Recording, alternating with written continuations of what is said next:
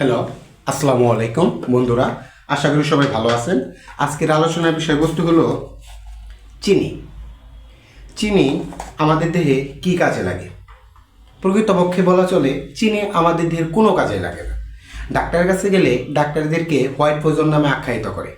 অর্থাৎ আপনি যখন চিনি অর্থাৎ মিষ্টি জাতীয় খাদ্য খাবার হিসেবে গ্রহণ করেন তখন এটা অতি দ্রুত অর্থাৎ 2 থেকে 6 মিনিটের মাঝে আমাদের দেহে গিয়ে পরিপাক হয়ে যায়। সুক্রোজ নামক এনজাইম চিনিকে ভেঙে গ্লুকোজ ও ফ্রুক্টোজে পরিণত করে। যেহেতু ফ্রুক্টোজ এর কোনো কাজই নেই, এটা আমাদের দেহে কোষের ভেতরে গ্লাইকোজেন রূপে জমা থাকে, প্রয়োজন অনুসারে ব্যবহার হতে পারে। এখন আসি গ্লুকোজ সম্পর্কে, যেহেতু এটা একটা মেজর কথা। গ্লুকোজ অর্থাৎ আমাদের দেহের রক্তকণিকার ভেতরে এমনিতে রক্তের মাঝে প্রচুর পরিমাণে গ্লুকোজ থাকে।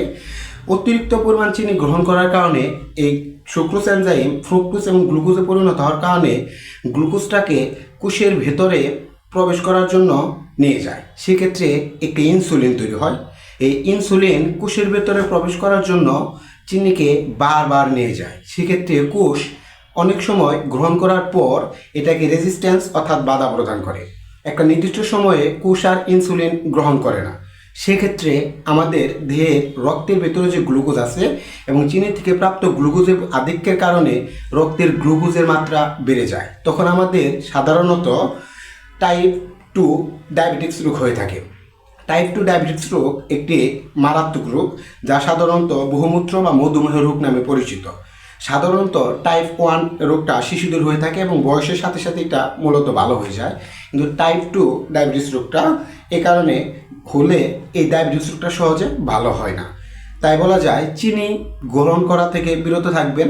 এমনিতেই আমাদের রক্তে গ্লুকোজের পরিমাণ রয়েছে। অতিরিক্ত পরিমাণ চিনি গ্রহণ আমাদের সাধারণত কিডনিকে নষ্ট করে দিতে পারে, শরীরে পানির পরিমাণ বৃদ্ধি করতে পারে, লিভার সিরোসিস নামক রোগ তৈরি করতে পারে। এই কারণে অতিরিক্ত চিনি গ্রহণ থেকে আমরা সবাই বিরত থাকব। সুস্থ দেহ ও সুন্দর মন নিয়ে জীবনযাপন করব। ধন্যবাদ।